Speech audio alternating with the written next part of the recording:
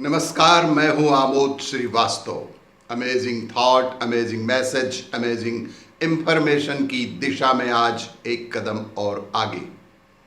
आज के इस दो चिंतन का विषय है थ्योरी और प्रैक्टिकल का समन्वय तथा महत्वपूर्ण है हमारे जीवन में भावनाएं।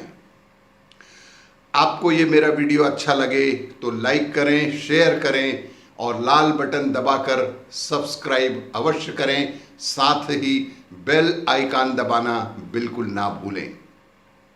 आज का प्रथम चिंतन, भारत की सबसे प्राचीन पद्धति अग्नि पूजा है, जो आगे बढ़ने के लिए प्रेरक तत्व का काम करती है। द्रव्य यज्ञ की अपेक्षा ज्ञान यज्ञ सर्वोत्तम है। साथ ही यह भी कहते हैं कि 5 और तरह के भी यज्ञ होते हैं जो कि निरर्थक नहीं हैं, बल्कि इन सभी यज्ञ के सोपान को पार करते हैं, तभी आप अनुभूति जन्य ज्ञान को प्राप्त कर सकते हैं। किताब के ज्ञान से आप पानी में तैर नहीं सकते। किताबी ज्ञान से आप पानी में तैर नहीं सकते, इसलिए सूचना और अभ्यास, इसीलिए सूचना या जानकारी और अभ्यास दोनों का समन्वय होना बेहद आवश्यक है।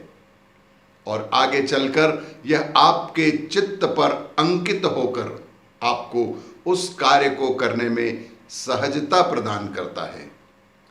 आगे के श्लोक में भगवान ने तथा उपनिषदकारों ने भी कहा कि खोज जीवन और सत्य की अगर करनी है तो तुम्हें गुरु की खोज करनी चाहिए।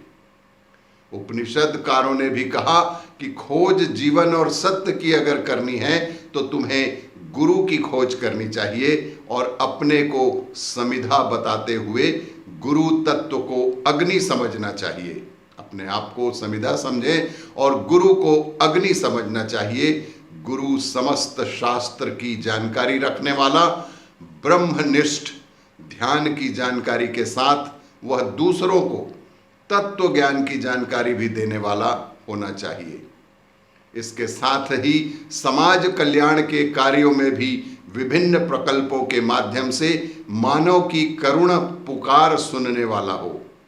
शिष्य के लिए भी नियम बताए गए हैं। बहरहाल कई बार हम अपनी बौद्धिक खुजली को शांत करने के लिए गुरु से चलते फिरते प्रश्न करते हैं, लेकिन वह आपके जीवन में तभी उतरेगा जब आप में धैर्य और अगाध श्रद्धा होगी। इसी तरह दूसरा चिंतन महत्वपूर्ण है भावनाएं। गुरु कहते हैं कि अर्जुन, यज्ञ शेष को ग्रहण करने वाले लोग शाश्वत ब्रह्म को प्राप्त होते हैं। यज्ञ ना करने वालों के लिए यह जीवन सुखद नहीं है। इसका मतलब यज्ञ से प्राप्त फल ही यज्ञ शेष अवशिष्ट अमृत है। देव नित्य द्रव्य तथा देश की रक्षा भी एक प्रकार का यज्ञ ही है। जो लोग यज्ञशील होते हैं उन्हीं का श्लोक, उन्हीं का लोक और परलोक दोनों भी सुधरता है। मनुष्य अपने अंदर न्यूनता को घटाने का प्रयास न करते हुए एक योग्य गुरु ढूंढने का प्रयास करता रहता है।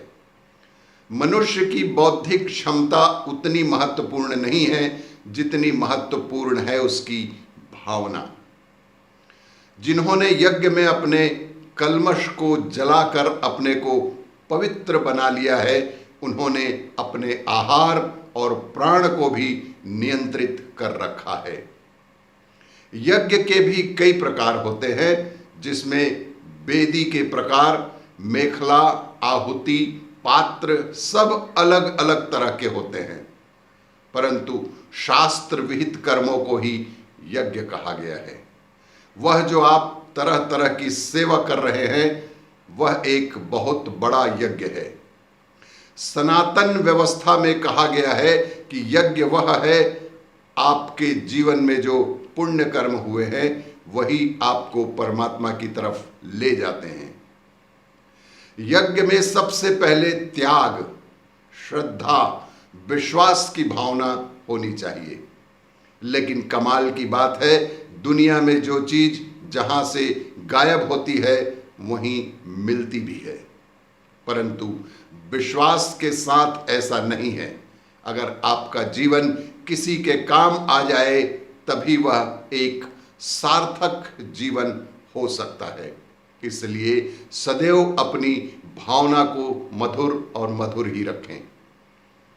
और भी इसी तरह की जानकारी के लिए देखते रहिए मेरा वीडियो। लाइक करें, शेयर करें और सब्सक्राइब अवश्य करें। धन्यवाद।